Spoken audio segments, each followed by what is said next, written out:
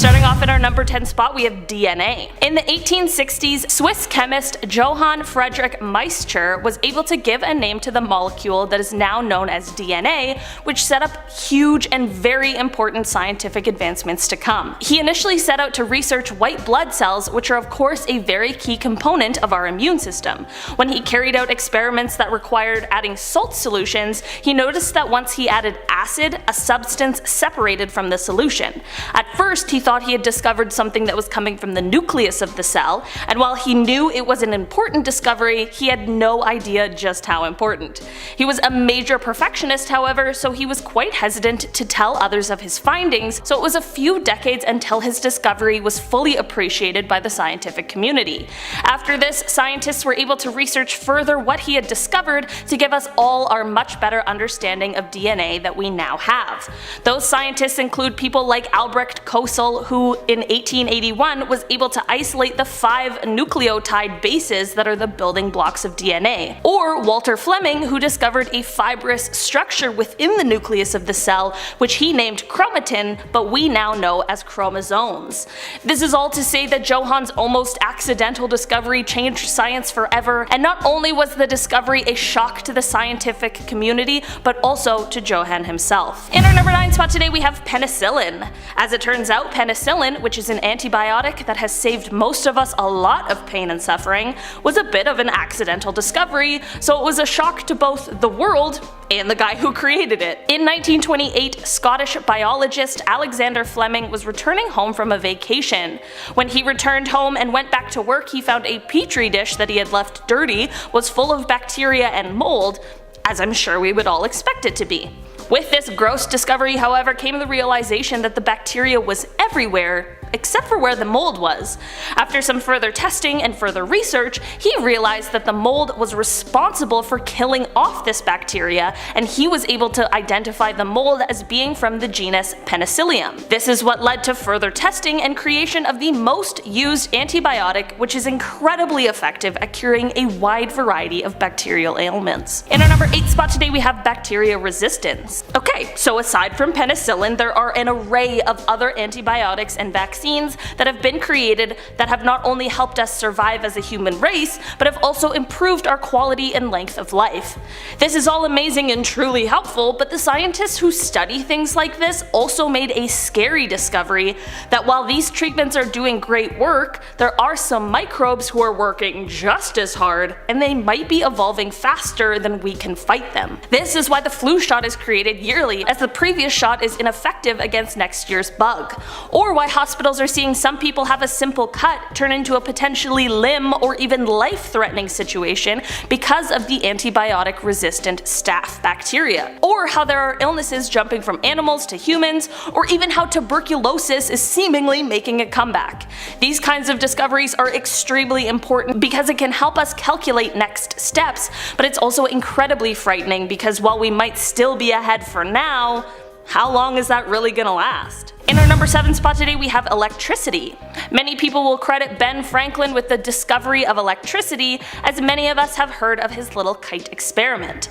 In this experiment, he wanted to prove that lightning was electricity, so he tied a metal key to a kite during a lightning storm, and sure enough, just as he thought, electricity from the storm clouds transferred to the kite and flowed down the string to give him a little shock. I mean, this is a video called Discoveries in History that left people stunned, and I think an electric shock definitely counts as someone being stunned. This led to many other scientists being able to build upon his work and discovery, which all led us to where we are now. I mean, who would have thought that a key on a kite would have helped me film this video with these lights and this camera? There has been evidence that ancient people may have dabbled in electricity themselves, but the extent of it is very much a mystery. Talking about this little experiment is certainly not to undermine the work and intelligence of those who came before Benjamin, because that work is just as important. In our number 6 spot today, we have ancient cave art. Just a few short years ago, researchers were in a cave in Sulawesi, Indonesia, when they found some cave paintings. This wouldn't have been a discovery that we would have put on this list until it was realized that this cave art was actually 44,000 years old, making it some of the oldest art that has ever been found. The art depicts some types of buffalo as well as wild pigs, and there are some human-like figures that appear as well, but they are are way smaller and also have some animalistic characteristics such as tails and snouts. It appears as though it is some sort of hunting scene, but it is also unclear whether these paintings were made to represent a single story or if they were a series of images made over a course of time. While this painting is not the oldest art we've ever found, if it does in fact depict one single scene, it would be the oldest story ever found. In our number 5 spot today we have this ancient sword. We've all heard the story of Excalibur, but in 2018 an 8-year-old girl had basically the same experience, only a little different. This little girl was playing in a Swedish lake when she stepped on something that felt kind of like a stick. She of course bent down to pick it up and she said she was going to put it back in the water, but once she saw a handle and a pointy bit at the end, she instead held it up and said, "Daddy, look, I found a sword." Of course her dad came rushing over and grabbed it from her. Once scientists got a look at the sword she found, they were able to date it back at least 1,000 years, saying that it could even be from somewhere around the 5th or 6th century AD, which would place it even before the Viking era by a few hundred years. After another artifact from around the same time period was found in the same area, it drew scientists to the possible conclusion that perhaps this was once an area of sacrifice. For a while the little girl had to keep her discovery a secret and only told her best friend, but once the news broke she was allowed to tell all of her classmates and her teacher, who threw the class a party where they watched and listened to all of her radio and TV interviews she did about her amazing discovery. In the number 4 spot today we have the ancient shipwreck. In 2018, a team of researchers were searching an area of the Black Sea when they stumbled upon a shipwreck. While this is of course interesting, it's not exactly the most shocking thing to find a shipwreck in the sea, but here's the thing. This shipwreck is now believed to be the oldest ever found, dating back to around 400 BC, and it was found still intact despite the 2,400 years it's been. The mast, the rudder, the rowing benches, and even some of the ship's contents were still intact, just waiting to be discovered. Apparently part of the reason for the preserval because of the fact that the water in the depths of the Black Sea is anoxic or free of oxygen, which is something that I am shocked to discover. The ship is extremely similar to the one depicted on the Siren vase, which is located in the British Museum. One of the researchers on the team who located the wreck explained that it's like another world. It's when the remote operated vehicle drops down through the water column and you see this ship appear in the light at the bottom, so perfectly preserved it feels like you step back in time. In our number 3 spot today we have an early human jawbone. The discovery of a human jawbone completely threw off what scientists and researchers once had mapped out as the timeline for when it was once believed that the early humans left Africa. Before this discovery, the oldest Homo sapien fossil that had ever been found outside of Africa was estimated to be somewhere from 90,000 to 120,000 years old, which helped to create some sort of timeline of how things for the early humans might have gone. Just a few short years ago, however, scientists found an upper left jawbone in a cave in Israel, and they were able to date these remains back 177,000 to 194,000 years ago, suggesting that humans may have migrated out of Africa 50,000 years earlier than what was once believed. It was a huge discovery that only takes us a step closer to learning the origins of our human race. This is just one example that highlights the changes in beliefs and views on our evolutionary origins and our migration throughout the old world all those years ago. In our number 2 spot today we have the Earth orbits the Sun. This is something that I still think even today people have a hard time wrapping their heads around, and that is that the Earth is not the center of our universe. I am. Just kidding. Standing on the Earth feels so stable and stationary, so it feels so hard to believe that we could be orbiting around something and not the other way around. But alas, it is true. When Copernicus proposed that the planets orbit the sun, his colleagues and peers thought he was losing his mind bringing up such an absurd idea. Even Galileo years later got the same kind of grief for bringing up the idea, and he was able to provide evidence for his theory. Still, people were just not having it. Of course, part of this was the church and the scripture which claimed that the sun revolved around the earth, but let's leave the religious beliefs to the church and the science to scientists. Everything that goes on in space truly is very hard to conceptualize and really wrap your head around, so I do understand the hesitancy to just change the way of thinking, but we have had hundreds of years to kind of mull it over, so I feel like we should really be all on the same page now. In our number 1 spot today, we have the ingredients of the universe. To piggyback off of the last space point, we have the discovery of what space is made out of. A concept I've really never sat down to think about, but one that now has me spiraling into the abyss. So when we think of space, we usually think first of planets, stars, galaxies, dust, black holes, you know, space stuff. But what happens when a scientist lets you know that all of that stuff only makes up about 4% of what is in space? Well, you start spiraling like me, because what is the rest? Well, to answer that, around 20% of the universe is dark matter. I don't know what that is, but scientists have a bit of an idea. Well, Olivia, that's still not totaling to 100%, so what else is out there? Well, most amazing top 10 viewer, apparently the rest is dark energy, and here's the worst part about that. Your guess on what that is just as good as mine, and the scientist's guess is only more educated, but still, no one really knows. So now, maybe, if you didn't previously know this, you'll also be on a trip to Spiral Town just like me. The discovery of dark energy combined with the lack of answers on what it could be is, to me, about as shocking as it gets. Starting off this countdown, we have Jean-Marie Dubarry. On February 13th, 1746, a French man named Jean-Marie was executed for the murder of his father.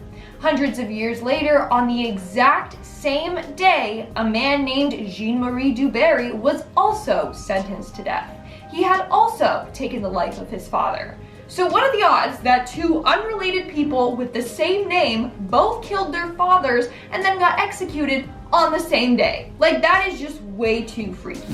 In our 9th spot, we have the dollar bill. Now, this is a pretty wholesome one for you all. When a woman named Esther was young, she had written her name on a couple of dollar bills after a bad breakup. She then told herself that she was going to marry the man that brought the bill back to her. Well, years later, she was dating a man named Paul Gratchen. The day he asked Esther to be his girlfriend, they were at a sandwich shop. As he was paying for the meal, he got handed a dollar bill with the name Esther written on it. The bill she wrote years prior. And in the end, they ended up getting married. Now, how wholesome is that? The universe literally gave her what she had manifested. Coming in at number 8, we have the girls with the red balloon. In 2001, a 10-year-old girl named Laura Buxton decided to release a red balloon from her front yard with a message on it. The balloon said, "Please return to Laura Buxton," and it had her address written on it. Well, this balloon traveled 140 miles and ended up landing on the yard of another 10-year-old girl's house. This girl's name was also Laura Buxton. Like, what are the odds? The two Laura Buxtons ended up meeting, and they discovered that they had tons of similarities, not just their age and name. For example, they both had a guinea pig, a gray rabbit, and a 3-year-old chocolate lab. They both also looked alike and dressed alike. I'm telling you, this is just way too freaky. Like, what are the odds? I'm gonna be saying that a lot in this video. What are the odds? Moving on to number 7, we have Mark Twain and Halley's Comet. Every 76 years, Halley's Comet is visible to the naked eye as it soars past Earth. Well, American writer Mark Twain was born on one of Halley's Comets passing in 1835.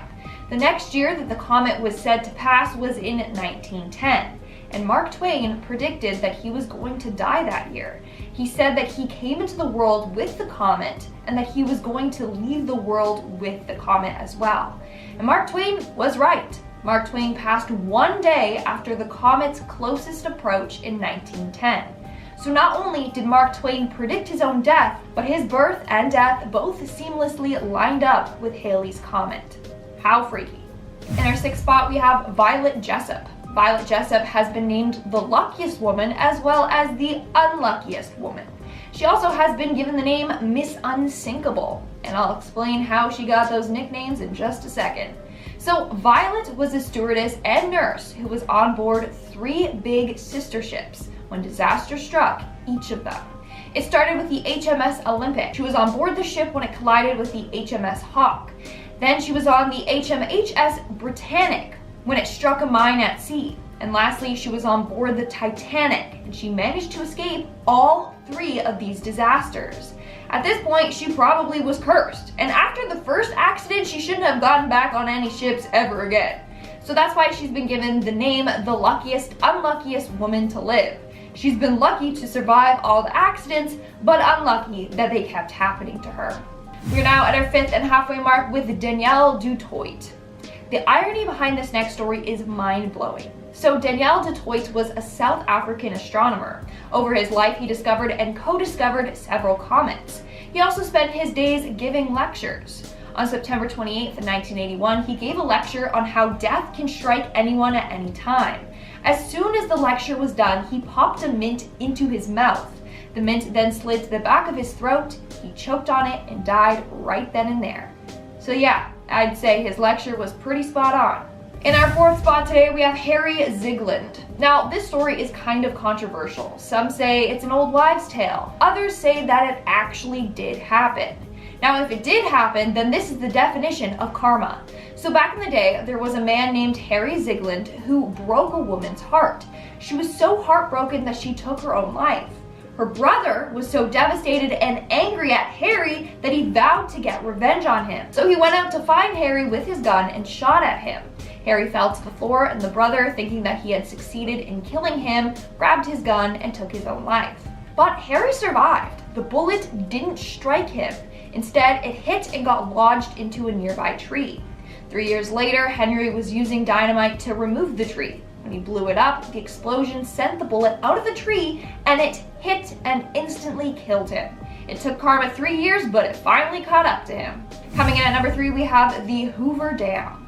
Over the course of the construction of the Hoover Dam, there were 96 deaths. The first death was of a man named J.G. or George Turney. It occurred on December 20th, 1922. He sadly lost his life after drowning in the dam. 14 years later, on the exact anniversary of this guy's death, his son, Patrick Turney, lost his life. He fell from an electrical tower and died.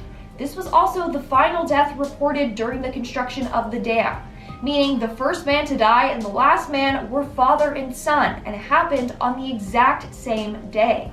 Coming in at number 2, we have Jack Frost and Other Stories. Some things are just meant to be, and you'll believe this once you hear this next story. Children's book author Anne Parrish was with her husband in Paris when they stopped by an antique bookshop from the 1920s. While in there, she found a copy of Jack Frost and Other Stories. She told her husband that that was her favorite book as a child. Well, when he opened the book, it had her name written inside of it. It read Anne Parrish, 209N Weber Street, Colorado Springs. So not only did it have Anne's name in the book, but it had the place she grew up in, Colorado Springs. Seems like Anne was meant to find that book. And in our number 1 spot today, we have the 2 presidents. It turns out that Abraham Lincoln and John F. Kennedy share a lot of eerie coincidences. Besides the fact that they both were American presidents, they both were killed by a gunshot wound to the back of the head. They both passed away on a Friday. They both died before a celebration. Kennedy was assassinated on the eve of Thanksgiving. Lincoln died right before Easter. And each were accompanied by their wife and another couple when they were killed. But that's not all. They both had best friends named Billy Graham. Both Billys had 4 children, and they both had secretaries named after the other president. Kennedy's secretary was Miss Lincoln. Lincoln's secretary was John. But wait, there's even more. Both of their successors were vice presidents called Johnson. The freakiest coincidence, Lincoln was shot in Ford's theater. Kennedy was shot in a Lincoln made by Ford. Whoa, boom, mic drop. Isn't that insane? I thought so. It blew my mind. Kicking off the list at number 10, ancient meetings. Bathroom lighting is key when you go out today. I mean, those 1 a.m. selfies never looked or felt so good. All that neon surely helps. I have some lights here, but not even close. But in ancient Roman times, hanging out in the bathroom was how we did business. Not like we did our literal business in the bathroom. Socializing in these ancient toilets was like socializing at a Starbucks back then. It was normal, and also you would spend hours here. You got shit done. Literally, you got shit done, pun intended. Groups of Romans would discuss politics, business, military strategies. All the while, I'd be in the corner just trying to take a, Romans believed the goddess Glaucina was the guardian of the toilet drain system. Glaucina Maxima translates to big drain. When you invent the flushing toilet, you can call or believe in anything you want. I don't give a shit. Just don't call any meetings there, perhaps. Just leave that room private. I don't know. When I go to the washroom, that's my time. It's called a bowel movement for a reason. It's a movement. It's an event. I need isolation. This is my time. These poor Romans. I mean, thank you for inventing the toilet. That's really great and all and super helpful. But I feel very bad for the first group of individuals that had to use these stone benches. Sorry, toilets, not benches. Excuse me. Also, I guess stalls were invented later. I don't know. Could have thrown out some Bristol board at some point. Maybe? I don't know. I don't want to be shoulder to shoulder with a guy who just accidentally gulped some public spa water hours prior. I'm good. I'm all set. And also, don't even worry about wiping back then, because that came much later. You just got to do the old stone scrape. Right off and call it a day. There you go. Number 9, daylight motion pictures. We thought we had it. Again, one of those discoveries where we're like, this is it. This is going to change the world. Daylight motion pictures. Daytime movies. Matinees. Lights on. Let's do it. When the lights dim right before a movie starts, I get so excited. I don't just mute my phone also. I throw that thing in the garbage. I'll leave it in the car. I don't care. Movie theaters are also an event. I don't care if we have seats ahead of time also. We're showing up early. I have anxiety. Thanks. Daylight motion pictures were a thing back in the 1910s. It was a movie theater where the lights were all the way up the entire time. It would look like this. I'd be watching a movie like after credit scene, I'd be doing this the whole time. I have a hard enough time watching an after credit scene while people are moving around and jostling about, let alone an entire movie while the room is fully illuminated. This is so stupid. But back then people hated dark auditoriums, and also the world was so dangerous back then, so you wanted to see everything that was coming towards you. And also you wanted to avoid eye fatigue. That's also a thing. This trend moved across the country and a bill was passed so theaters had to be sufficiently lit enough so you can at least see who's next to you. That's horrible. It's a horrible movement. But I get it. Again, I get it. This is like bizarre. We're leaving these in the past for a reason. Next up was complaints about movie quality, obviously, but at that point, historically, women were starting to also feel safe enough to sit in a dark theater, so we're allowed to dim the lights. So they were allowed to dim the lights afterwards. Thankfully, these didn't stick around. I can't even have a lamp on when I'm having a movie night. It was wild. Can't believe this. Number 8, farmer's gold. Back in 2004, don't worry, it gets ancient, the odds were in these archaeologists' favor. They'd popped into a small shop in Debin, Bulgaria, and wandered in to buy cigarettes initially, but when they left, they were never the same, and they also looked way cooler on the way out. Sometimes you find gold buried at the bottom of the ocean, sometimes you find it in a small shop. There was a local, this young lady who was inside the shop, and she was rocking this gold necklace that caught their attention, so much so that they just had to ask her about it. Hey, can I ask you about your bling real quick? Thanks. The woman gladly explained that her husband had gifted it to her and that he was a farmer who had found that necklace one day plowing the fields. When they got a closer look, they were able to examine that the necklace, turns out the specific necklace came from the Bronze Age, and the excavations that followed uncovered the rest of this lost gold. So from 2004 to 2007, they found 20,000 more artifacts that were uncovered. Gold beads, gold necklaces, gold earrings, hairpins, everything gold and awesome, you name it, they found it. The moral of this story is, zip your lips, keep your secrets to yourself. Next time somebody asks you about your jewelry and you're sitting on a literal gold mine, just tell them it's fake. Tell them your husband buys fake jewelry and that you're so happy. Then they'll just leave and walk away. Number 7, portable record player. Remember when iPods came out and like, it was a big deal? Like, ready? Are you guys ready? 1,000 songs in your pocket. We did it, boom. That was a big deal, but did you know that we almost had portable record players? Oh, that would have been hilarious. So many scratches would have never worked. They're like, imagine this, ready? 8 songs in your pocket. We did it. Flip it, that's 16. Just saying, B-side, right? How'd you in the first half? This portable record player obviously came from a while ago. We don't see these anymore, nor did we ever for that matter. Back in the 80s, right before cassette players and Walkmans hit the street, this thing had the spotlight for a little bit of time. Thankfully, we have portable record players today and they don't look like this. A bit more classy now. I don't think records are meant to be on your persons with headphones, you know? What are you, Mozart? Just pay for Spotify. Save yourself the back trouble of holding a portable record player all day long. You also had to be completely still. It had to be a very flat surface. So if you wanted to listen to Frankie Valli and the Four Seasons, think again. You'd be like, oh, December, what a night. Yeah, come listen. Just no one move or breathe. Number 6, the hobble skirt. Just from this 1910 headline alone, the hobble skirt sounds like a wonderful time. We don't need to leave this bizarre discovery in the past. We need to bring this one back, if anything. The June 12th headline reads, "The hobble is the latest freak in women's fashions. Skirts that are so tight around the ankle that locomotion is seriously impeded and speed is impossible." Now we have running shoes that like correct your running while you're doing it. We have walking shoes that correct your gait while you're moving. They correct your gait. I use the word gait. That's how you know I'm serious. French designer Paul Poirier made these to free the bust whilst shackling the legs at the same time. Because fashion. Despite how ridiculous and unsafe the hobble skirt looked back then, only the wealthy could afford such a thing. Of course. Middle and lower class women wore skirts with slits or buttons, you know, classic, but they could actually walk around. What a neat trick. They could move with their feet. They could locomotion. I don't know, I'm ranting. These hobble skirts were so popular at this time that the upper class folk sought out a new fashion trend that made them look fancier than the rest. Number 5, arsenic dresses. If looks could kill, here we go. Back in 1861, a poet by the name of Henry Wadsworth Longfellow, he got his wife a dress but also caught on fire. Her burns were so bad that she sadly didn't survive. That's how most fires go in old-timey dresses. But these dresses back then, they were flammable as is, but the fact that candles were used everywhere, that surely didn't help the situation at all. You're a walking ball of cotton, and some of these dresses were 6-foot wide cages. You know, these big things back then. Arsenic dresses were a whole new level of deadly. We thought we discovered this new style, this new trend, this new way of doing things, but really it was just a new way of killing people.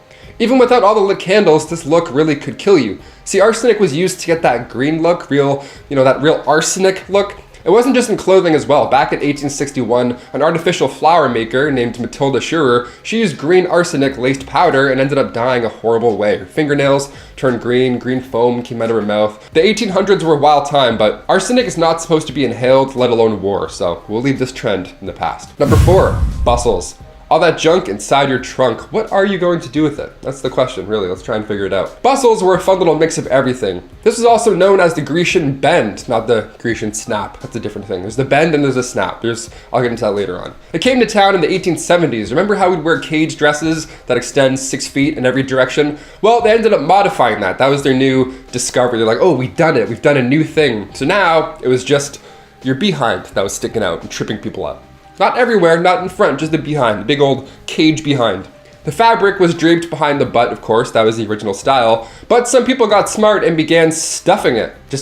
Just wait, it gets better. Now those extended skirts had a little more show to it, a little more junk in that trunk. Yeah, you had an absolute dump truck and some eyes were facing you most of the time. That's the best part. The bustle, looking back on it, pun intended, is ridiculous, but it's not comfortable or practical at all. It began as a small piece of fabric that would hold the dress up, then it became this. People always go crazy, whatever it is. Whenever I see this style, I always think of Aunt Fanny from the movie Robots.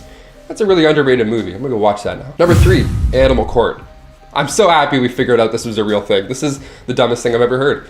Imagine if Judge Judy did this. Oh my God, buckle up. Do you understand how much money I would pay if this was still a thing today? Okay, animal court. Nobody's losing heads. Nobody's got to wipe the king's butt. Just animals being put on trial for being animals. Finally, we need to bring this back. This is not bizarre. We need to bring this back immediately. Also, I'm not talking about the Salem witch trials, by the way. We talked about that on the channel before. I mean, if animals would break the law, they would have to show up to court and face the music. They would have to hire an animal lawyer. There were reportedly 85 animal trials that took place during the Middle Ages. They're mentioned in this book called Criminal Prosecution and Capital Punishments of Animals by E.P. Evans. Just a wild, wild read. Pigs were more often than not the bad boys of the barn, believe it or not, because they would bite humans. They would rip body parts off and attack people. So obviously they'd go to court a lot and be found guilty. But then they'd be sentenced to death after. They would do one of the two things at that point. They would burn them at the stake, which that's making food. That's okay, cool. Or they would hang them, which is just so sad. What can we go home? What are we doing? In high school, I went to the real courts to observe and whatnot. I was taking law or whatever. Imagine going on a field trip and you saw a pig on trial. I'd be like, oh, I'm not doing YouTube ever again. I'm not even looking at that stuff. I'm studying law for the rest of my life. Number 2, the oldest party.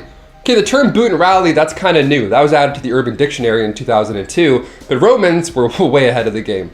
The more we discover about our past, the more we realize that we haven't changed a bit. That's the fun of this story. We're like, oh, we found something that sucks, but also maybe it works. The Romans knew how to get down, or rather they knew how to get things up. Ancient Romans would often make themselves throw up on purpose in order to continue eating and drinking.